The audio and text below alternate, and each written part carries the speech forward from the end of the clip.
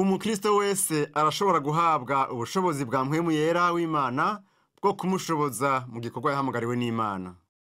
Wibaze nk'uwo gusaba gukora ikintu utari bwakore, tuvuga ari nko kubaka inzu. Yoguha igicapo c'iyo nzu n'ibizoja kuri yo, mugabo ugasanga ntaguhaye ibikoresho bijanye, nta nyundo, nta musumari, nta musumeno, nta n'imetero. Ico gikorwa nticoheza ngo gishoboke. No mu bukristo bwacu hari aho dusanga ari amananiza kugenda nk'uko Imana igomba. Tuba dukeneye kurongorwa na mpwemu yera kugira ngo tubishobore. Tega amatwi inyigisho za Dr. Charles Stanley mu kiganiro Nkorako Mwami c'uyu munsi, urunguka ubumenyi ku vy'ububasha bwa mpwemu yera mu buzima bw'umukristo.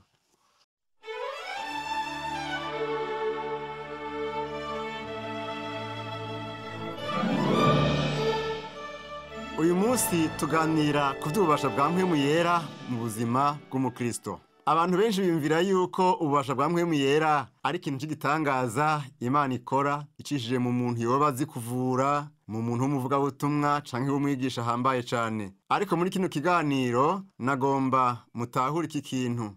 Igikorwa n'ububasha vya mpwemu yera birashobora guhabwa umukristo uwo ari we wese. Ahubwo kandi ni ibintu biri mu bugombe bw'Imana kuwizera wese. Ni kenshi twikengera mu kwibaza ngo ivyo ni iz'abamisiyoneri, ni iz'abavugabutumwa rurangiranwa, eka n'ivyo abigisha.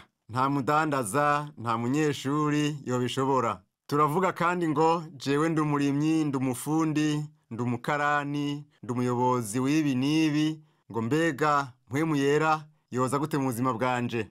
Umviriza neza. Ubu butumwa si ubw'abigisha n'abamisiyoneri canke abavugabutumwa gusa, ahubwo ni ubw'umukristo uwo ari we wese.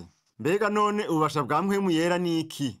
Ububasha bwa mpwemu yera ni ubushobozi buva ku Mana, ikaba ariyo nyene ibushira mu bugingo bw'abana b'Imana kugira ngo wewe nanje dushobore kubaho no gukora ibihimbara Imana.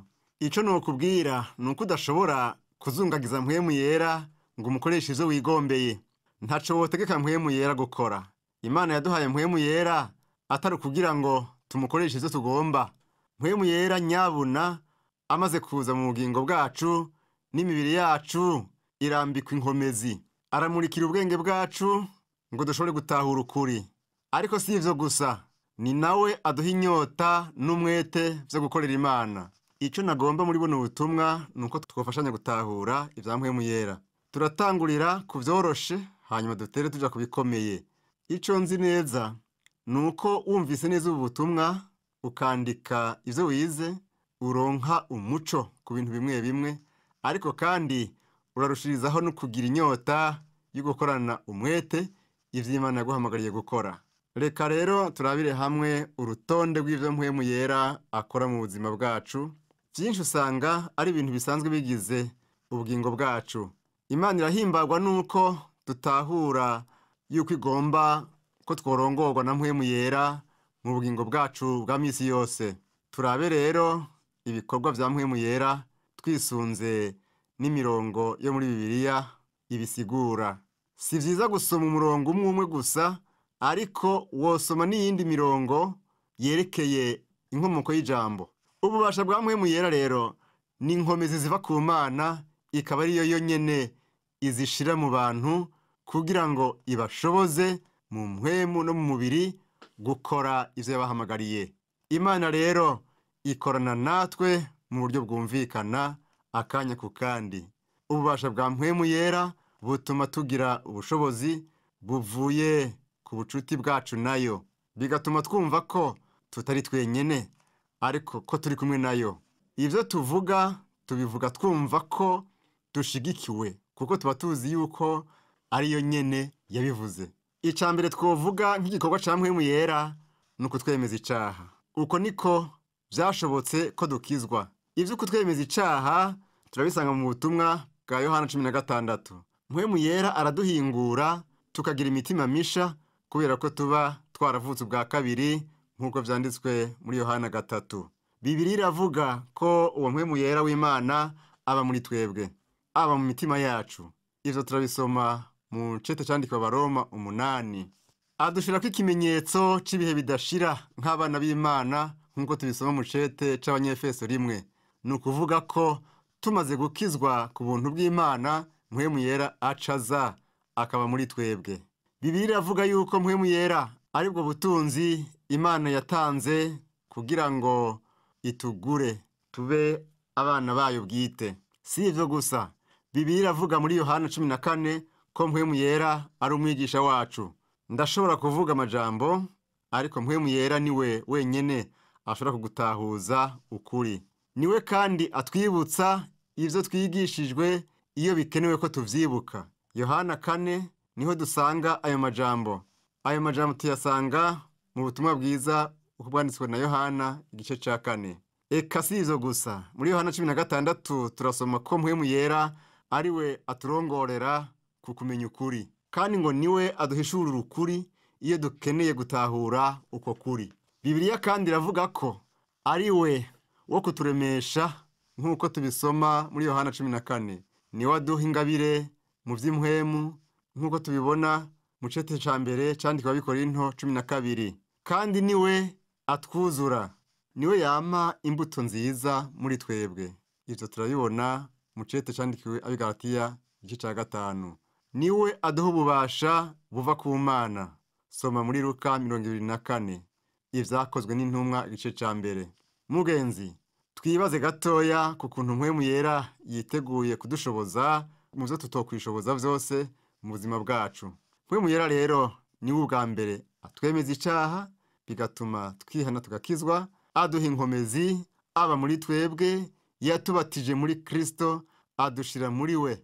Yadushizeko ikimenyetso co gucungurwa, araturongora, aratwigisha, aratwibutsa, araduhishurira ukuri, araturemesha, aduha ingabire mu vy'impwemu, aduha kwamira Yesu imbuto nziza, kandi niwe adushoboza. Mpwemu yera arahambaye cane, urumva ko adukorera ibintu bishika nka 12 kiretse kuducungura, kuko ico coco cakoretse rimwe gusa. Uwo mpwemu yera rero ndamukeneye, ndamugomba, ntegerezwa kumwizigira. Ndafise igituma nama nzinduka numva ndemye. Ndemeshwa nuko mpwemu yera ari muri jewe, kandi ari wa mpinkomezi yatumwe kuba muri jewe, bituma ata mwanya mfise wo gusesagurira mu bindi bitagira akamaro. Ububasha mpabwa na mpwemu yera n'ubukuru buva mu ijuru. Ushize umutima kuri mpwemu yera, ugira inyota yo kuguma urongorwa nawe. Ntaco kubuza kwama ushima Imana, uyihimbaza, naho woba waciye mu ngorane zigumye. Kubera iki? Kuko mpwemu yera aba yakoreye muri wewe igikorwa kidasanzwe. None mfise mpwemu yera, vyoshoboka gute ko nokwama mvyuka nihebuye, ncitse intege? Ndatahura yuko hari ibintu biba mu mubiri w'umuntu bidakwiye, bitangana uko vyategerezwa kungana, maze bigatuma umuntu aboneka nk'udakeye mu maso. Ariko ico womenya nuko ukwihebura no gucika intege ahanini bitumwa no kutizera Imana.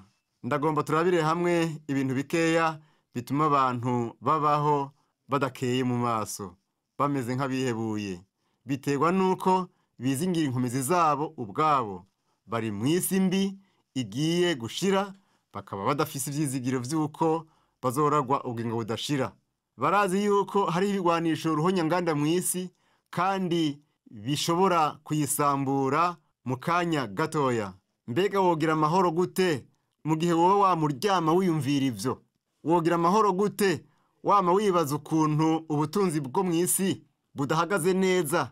Nawe ahuri uti ntibuca, buca mva mu kazi, buca mbura ibi n'ibi. Yesu aravuga muri Yohana 14 ku murongo wa 27 ati, amahoro ndayabasigaranye, amahoro yanje ndayabagabiye. Jeho simbagabira nk'uko abisi bagaba. Imitima yanyu ntihagarare kandi ntitinye. Mbega ivyo Yesu Kristo yari kubitubwira ngo bibi vyacu gute mu gihe tudafise mpwemu yera muri twebwe? Canke mu gihe mpwemu yera atadushizeko ikimenyetso cemeza ko turi abana b'Imana? Umukenyezi umwe yavuye mu rusengero yaryohewe n'ijambo ry'Imana, aravuga ati, nari nsigaje gatoya ngo nizere. Umukozi w'Imana mwumvise aramwishura ati, ako gatoya usigaje ndagomba kukagusunikiramwo ubunyene, kuko ako katabonetse uri mu batizera nyene nta kabuza, kandi uri kure y'Imana. Kumbure nawe wobura ahantu ukiriko uravuga mu mutima wawe uti ngira ngo noba ntarizera.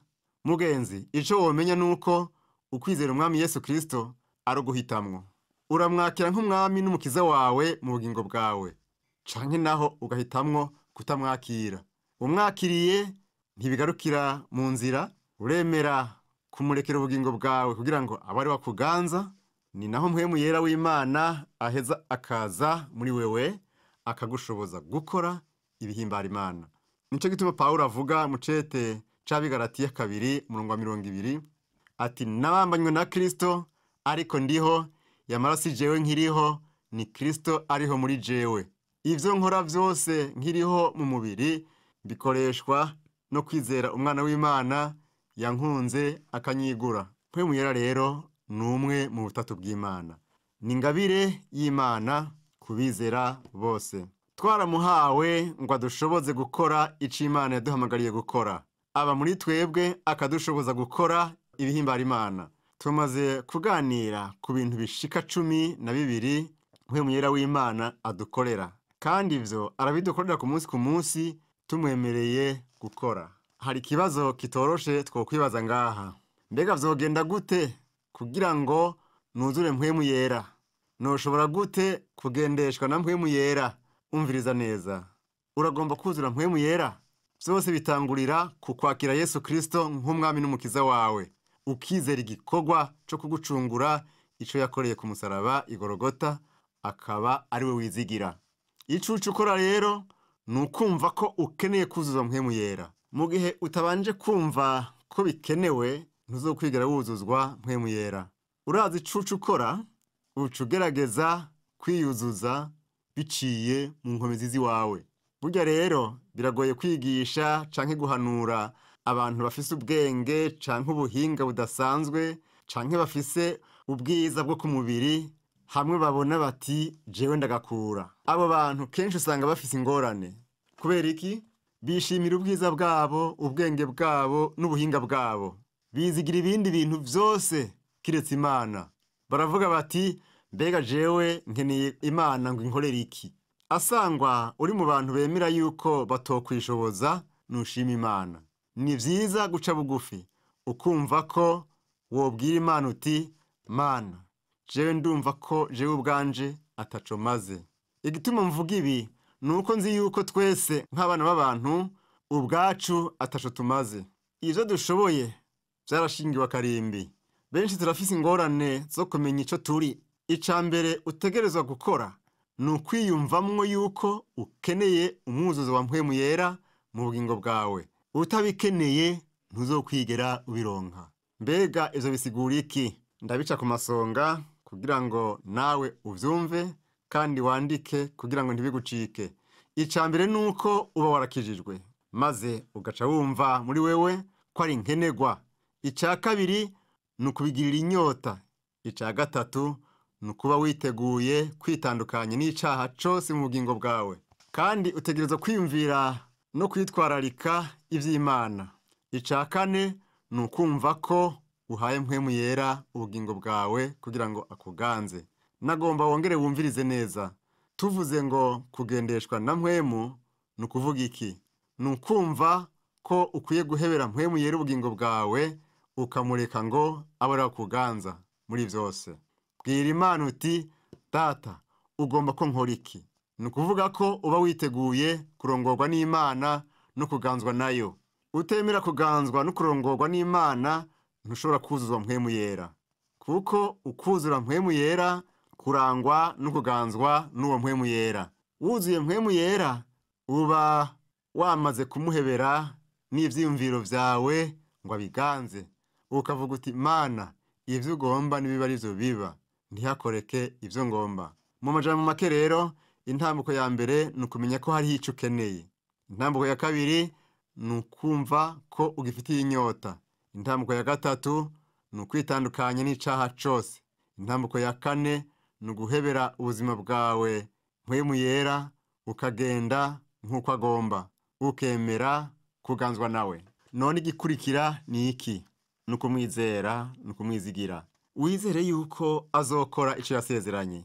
Pawulo aravuga mu cete c'Abanyefeso 5:18 ati mwuzure mpwemu yera. Umviriza neza rero, Imana ntishobora kuntegeka gukora ikintu mu gihe yo itogishobora. Ngaha rero ahantu hakunda kuntera intambara. Namaze igihe kirekire niyumvira ngo sawa, narihanye, narasenze, narasemereye, naringinze, narisonzesheje, ariko ico nari niteze sinakironse, nticabaye. Ubwo rero sinumva igituma vyatevye. Turasoma mu cete ca mbere ca Yohana 5:14 n'umurongo wa 15 ngo kandi ubu nibwo bushizi bw'ubwoba dufise kuri yo, nuko iyo dusavye ikintu cose gihwanye n'ivyo igomba itwumva. Nayo kuzuzwa mpwemu yera ni ikintu gihwanye n'uko Imana igomba. Nico gituma usavye ivyo ikumva. Turabandanya rero ku murongo wa 15 havuga ngo kandi ko tuzi yuko yumva ico dusavye cose, bitumenyesha yuko duhawe ivyo tuyisavye. Iyi mirongo yo muri Bibiliya yaramfashije cyane kurushaho gutahura ico arico kuzura mpwemu yera. Muri buno butumwa tuvuze iki? Umuntu ategerezwa kumva ko akeneye kuzura mpwemu yera, akabigirira inyota, akihana icaha cose, hanyuma agasaba ico akeneye yizeye ko agihabwa. Ariko akaba yaramaze guhereza Imana ubugingo bwiwe ngo ibuganze aba ariyo imurongora. None usavye kuzuzwa mpwemu yera uba witeze kuronka iki? Ica mbere n'umunezero. Mbega no kuvuga yuko ivyawe vyose biba bigenda neza? Oya namba. Ahubwo bivuga yuko ushobora kugira amahoro mu mutima naho hoba mu bihe bigoye vy'ingorane. Ica mbere rero n'umunezero. Ica kabiri hakaba kwama ivyamwa vya mpwemu yera. Nta mukristo wo kuzuzwa mpwemu yera ari umurorerezi. Umukristo wo kuzura mpwemu yera aba ari ushingira intaha Imana mu mvugo no mu ngiro kandi akayikorera. Ica gatatu nuko ukwizera kwawe kurushirizaho gukura no gukomera. Niwemera kugendera muri mpwemu uciye bugufi munsi y'ukuboko kw'Imana, Imana nayo izokorera muri wewe ibitangaza. Izogenda iguhingura kugezaho na wewe utangara. Uzogeraho ugira uti mbega Mana, ko nari naratevye kumenya ibi bintu vyose n'ukubera iki? Wewe nanje nitwashika ku mviro kumbure tuzohava tuvuga uko nyene tuti Mana, kubera iki tutamenye kare ibi vyose mu bugingo bwacu? Nagomba kukubwira wewe wumva kino kiganiro ngo ntufate minenegwe amajambo uri kurumva. Ni ngombwa kwigisha abana bacu ijambo ry'Imana bakiri bato. Hanyuma uko imyaka igenda ihaca niko na mpwemu yera akomeza kubatahuza ukuri kw'ijambo ry'Imana. Kandi twese tugenda duhezagirwa uko mpwemu yera agenda ashishikara kutwigisha ukuri. Tugenda twunguka umunezero n'ukwama imbuto zikwiranye n'ukwihana. Kandi ukwizera kwacu kugenda kurushizaho gukura. Woshobora kubaza uti none kugendana n'Imana canke kugendera muri mpwemu yera bimara igihe kingana iki? Niwumvirize igihe ukwiye kumara ugendana na mpwemu yera. Ushobora kugendera muri mpwemu yera no mu bubasha bwiwe igihe cose uzoba wemeye guca bugufi ukemera kuganzwa nawe no kurongorwa nawe mu buzima bwawe. Uravuga uti none vyogenda gute igihe nokwanka kurongorwa n'Imana nkemera yuko ndavyishoboje, nkagira nti ndabona ivy'Imana igomba ariko nanje ivyo ngomba ni ibi? Mbere ico gihe nyene ngaca ncumura ku Mana. Umviriza neza mugenzi ico wokora. Urihana icaha cawe wamaze gutahura ko ari kibi, ugafata ingingo yo kugiheba, ugashimira Imana kubwo guharira ivyaha kwayo, ugashishikara gukora ibihimbara. Uhavuga uti ivyo vyose biroroshe.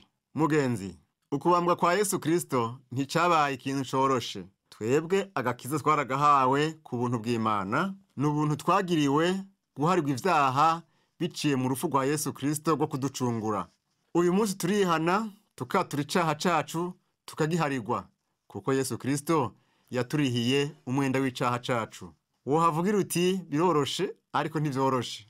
Ico ukora rero urigaya ukihana icaha cawe ugashimira Imana imbabazi zayo maze ukabandanya urugendo ugendana na Yesu.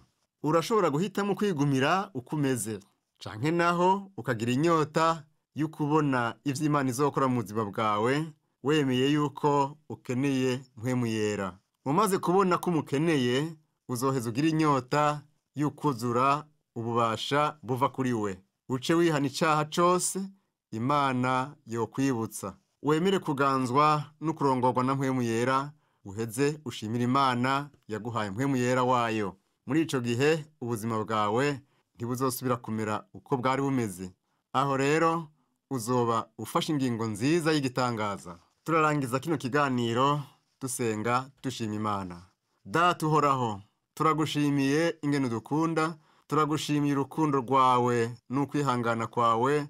Turagusavye uze mu mitima yacu utwibutse ivy'ubwiza bwawe n'ububasha bwa mpwemu yera. Dusengeye abumvise kino kiganiro ngo batahure igikorwa gihambaye ushobora gukora mu bugingo bwabo, bemeye kwakira no kurongorwa na mpwemu yera. Ndagushimiye kandi vyose ni mu izina ry'Umwami wacu Yesu Kristo. Amen.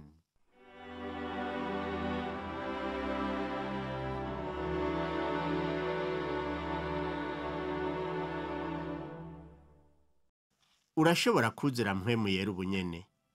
Wewe wumve gusa ko umukeneye, witandukanye n'icaha, wizere ko ashobora kukuzura. Charles Stanley muri kino kiganiro yatwibukije yuko dushobora kuguma mu bubasha bwa mpwemu yera mu gihe twemeye kuguma turongorwa nawe, tukamuha ikibanza mu bugingo bwacu ngo atuganze. Iyo ni ingingo ushobora gufata uyu munsi nyene.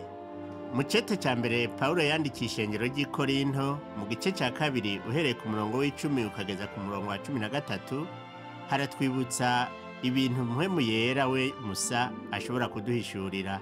Havuga ngo ariko Imana yabiduhishuriye muri mpwemu wayo, mpwemu asesa vyose n'ibihishijwe vy'Imana. Ninde mu bantu azi biri mu muntu atari mpwemu yiwe iri muri we? Niko n'ivy'Imana biri nta ubizi atari mpwemu w'Imana. Ariko tweho ntitwahawe mpwemu y'iyi si, ariko twahawe mpwemu ava ku Mana kugira ngo tumenye ivy'Imana yatugabiye. Navyo nyene turabivuga, ariko ntitubivuga mu majambo yigishwa n'ubwenge bw'abantu, ariko tubivuga mu yigishwa na mpwemu, tugereranya ivy'impwemu n'ivy'impwemu bindi.